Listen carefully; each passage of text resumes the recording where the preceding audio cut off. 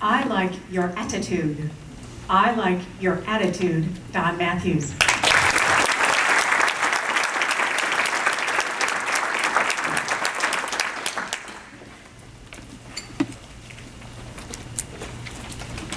The man said to me, "Young man, I do not like your attitude. It's bad. If you're going to get anywhere with life, you better change it." Madam Toastmaster, fellow Toastmasters, and honored guests, everybody knows that if you are going to get anywhere in life, you need a positive attitude. But what many people fail to realize is how their attitudes affect everybody else. For example, if you're going to yell and shake your finger, you're exhibiting a bad attitude, and that will influence a bad attitude. But if you have a likable attitude, you can achieve some very positive results. Let me tell you a story. When I was a swimming instructor back in the high school and college days, there's a day my boss called me into her office and she said, "Don, I have a problem. There's a girl in your class today, she's 8 years old, and when she was 6, she was in a boating accident. She almost drowned. She is so terrified of the water that her parents have a hard time giving her a bath. There hasn't been a swimming instructor in 2 years that the parents could find that could get this girl into the water. Don, I need you to go down. Teach her how to swim. I like your attitude, and I know you can influence her." Well, I knew who Jessica was the minute I walked into the pool.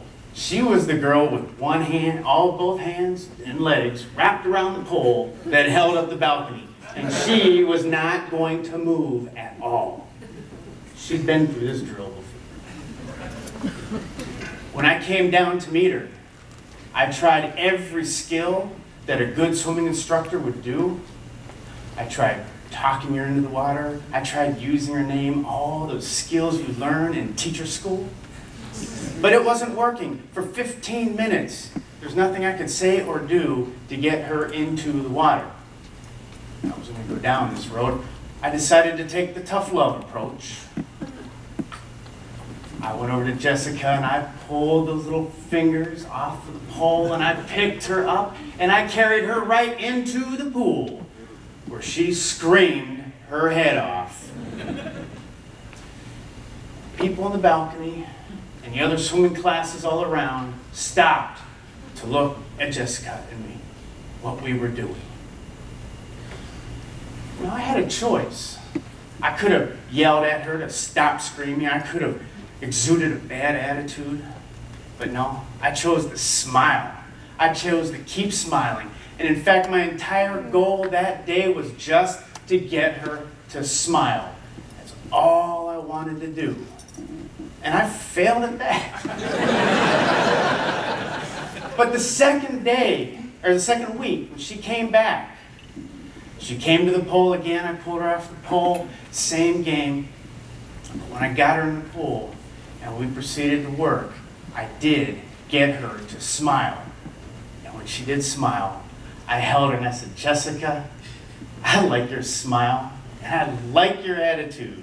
We are going to learn how to swim." The most amazing thing happened on the 3rd week when she came into the pool. She didn't go to the pole. She came to the edge of the pool.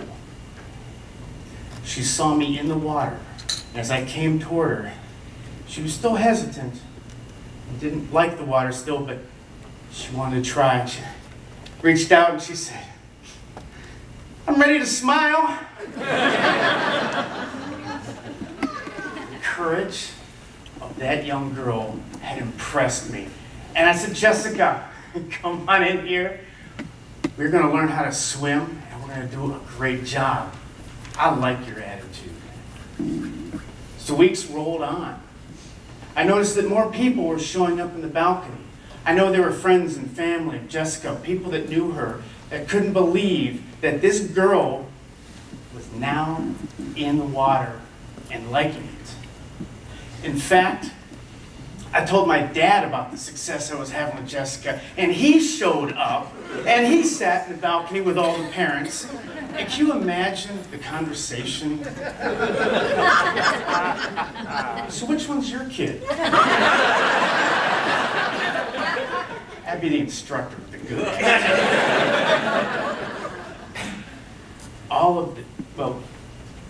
Jessica, at the end of those swim sessions, still did not know how to swim to meet the level 1 standards.